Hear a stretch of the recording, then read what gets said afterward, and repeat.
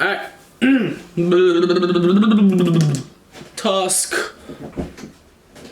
1. I did research and I tried to look online and look at reviews, but nothing really helped. Like, nothing gave me information that I could apply to something. The main thing that gave me actually a lot of ideas and actually taught me quite a lot was the focus group.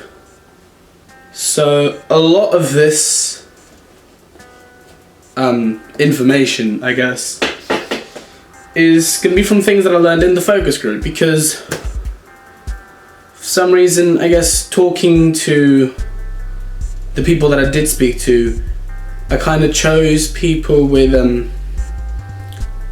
specific likes and dislikes, and they kind of have a range of what they look for in films.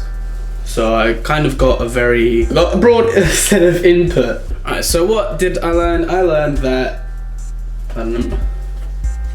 reading. I'm professional. There's a few main specific things that are needed to really make the VFX believable. On top of the VFX itself having to look believable, there's other things within it that sell it. One of the things is the color correction and the color matching. If it doesn't look like it belongs there, then it's gonna be easily noticeable. For example, the Sorcerer's Apprentice, the lightning didn't look like it was there. It didn't feel right. Like, a lot of the things, it's not a pinpointed sort of thing. It's kind of just you watch it and you kind of get this feeling of something's off here, and you can't always pin down what exactly it is. But the color correction is definitely key. It sets the tone for the context. So obviously, like, if it's a dark thing, it's very serious. It'll be more dark colors. It'll be a lot more blacks and blues. And the color correction also kind of helps to show what kind of audience it's directed to. For example, we spoke about this in the focus group, Harry Potter.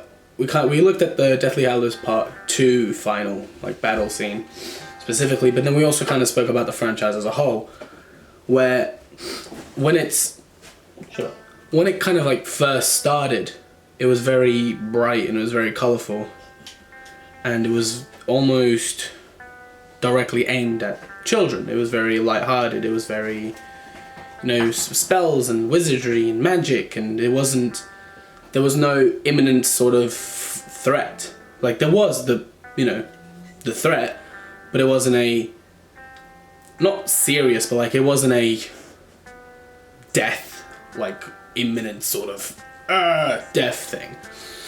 But then as the films progressed, it got darker, and it got shown by using more complex VFX, a lot darker color correction, mainly because it grew up with the audience. As the audience, when they first watched, they were younger. The first one came out, what, 2001, 2002? I was one or two. The films grew up with the audience, so as the people got older, they got more mature. The films got more mature. So color correction is very key to set the tone, but also it shows who it's aimed at. A tricky thing is the green screening. Green screening can be very useful and it can be very well done. However, for an average sort of viewer who maybe doesn't fully understand the production side, if there's one thing that they almost can always tell that's off, is the green screening. It always looks bad. So So it's kind of either the case of stay away from green screening or alright, calm down. Or put a lot of time and effort into making the green screening look good. There was the one scene in the Harry Potter Deathly Hallows Part 2. We all talked about we all spoke about it, and when they're falling down from Hogwarts, I guess, it looked very obviously green screened, and it kind of brought everyone back of oh, this isn't real. It kind of takes away from the experience. Another thing that's really important to selling the VFX is the acting. Because if the acting isn't good, it's not reacting to what's going on in the final product, then it looks really odd.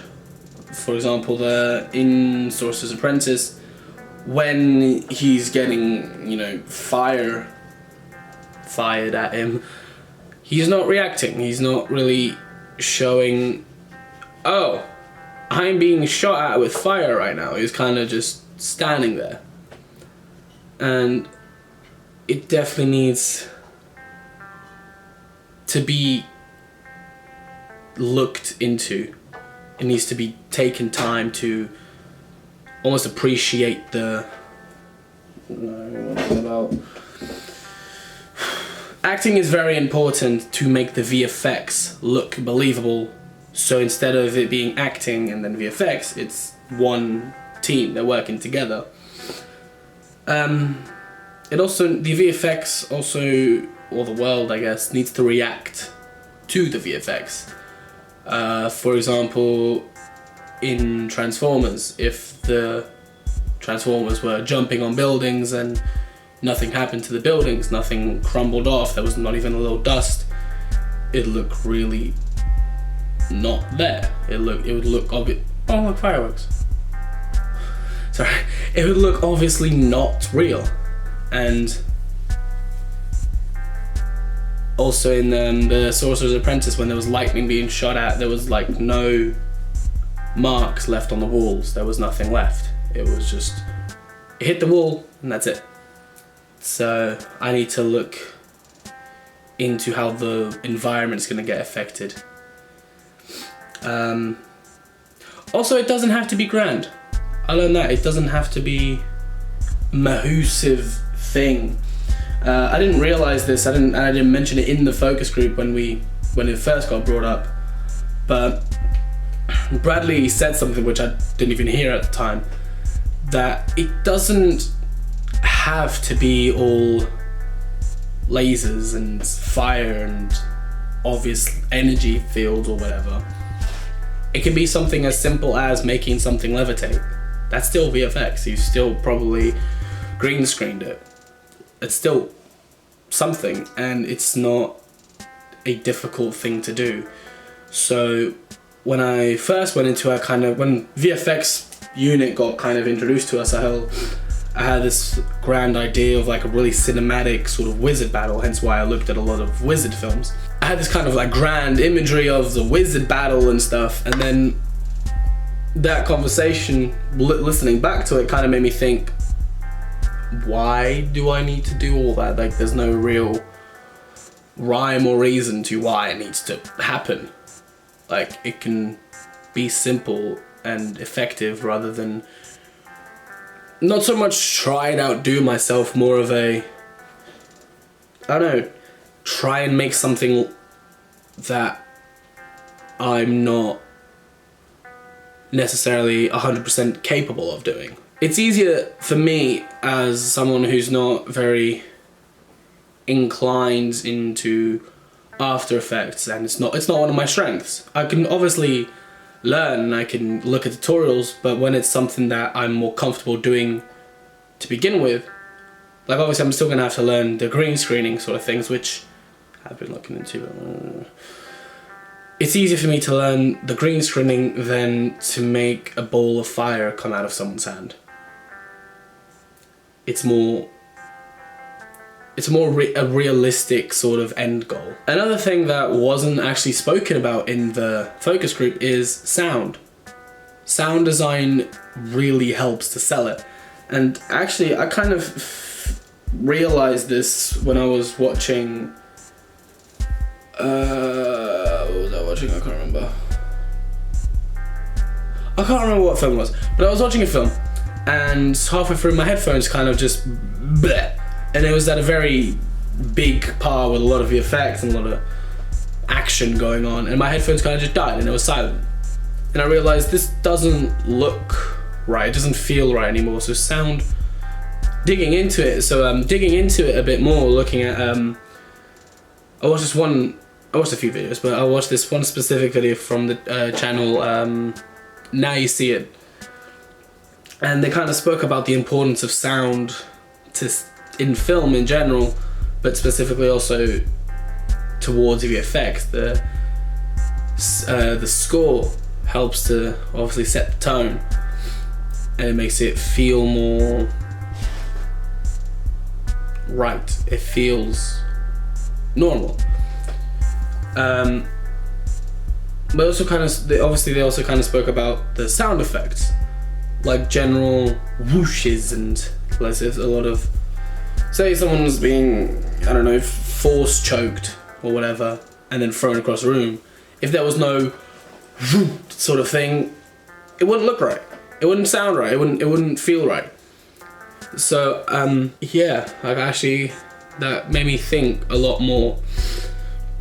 Also, I did a survey and I didn't really get a whole lot of responses, which kind of sucks. But out of the few responses that I did get, it seems like everyone else, the 10 or so people that did it, it wasn't even 10, it was like 6 or 7, but whatever. We'll say 10. Around the 10 people that did it, everyone agreed that the most important thing to making the VFX look believable is the scene integration. It needs to look right, it needs to react to the environment. From that information, how does this apply to my idea and what I was thinking, and what I am thinking? Originally, I was thinking the Grand Wizard battle. However, talking to other people, trying out different things, tests, experiments and stuff, I learned that it's not as easy as I thought it was going to be. Definitely not as easy as I thought it was going to be. So right now I'm thinking of a very simple focus on the good camera work, good green screening, and sound effects and sound design. Right now I'm thinking of a kind of almost Stranger Things-ish looking thing of someone's coming to get someone and they kind of just, oh no, force choke, and they kind of levitate. That's what I'm thinking. That's going to take some green screening. To make it a bit more interesting, I might do a little sort of like glow from the hands or something, which I learned to do, which I'll probably talk about a bit more task 2. Fortunately, this is the most information that I got. However, I personally believe that it's enough for me and for what I want to do for this unit. It's good enough. It gave me ideas. It helped me think about the other options rather than something grand. I'm thinking right now that my target audience is gonna be more like people around my age, sort of young adult, teenager. Just because of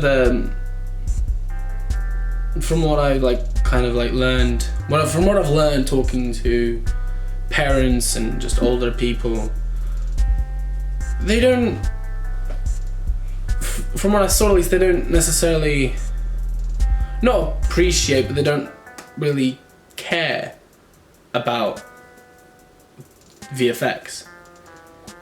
Like, I think that might have something to do with the fact that growing up, they didn't really watch a lot of films with, there was no real films out with like grand special effects and VFX and like Avatar scale changing of the world.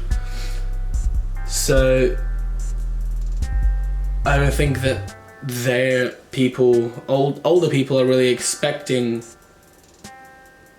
a thing. I think older people kind of care more about the story and maybe the camera work and not so much the special effects, which is fine. I mean, people like whatever they like. However, younger people, we're used to seeing at least some sort of VFX. Like, it doesn't have to be a major thing, but at least something. So I'm thinking of keeping it young, but yet dark. That kind of contradicts. I'm gonna keep the color correction dark and very sinister with the sound design and everything, just because it's more mature, but not mature enough to where it's aimed at an older audience. It's kind of at that good level of maturity. So that's what I'm thinking right now. I guess that was Task 1. Yay.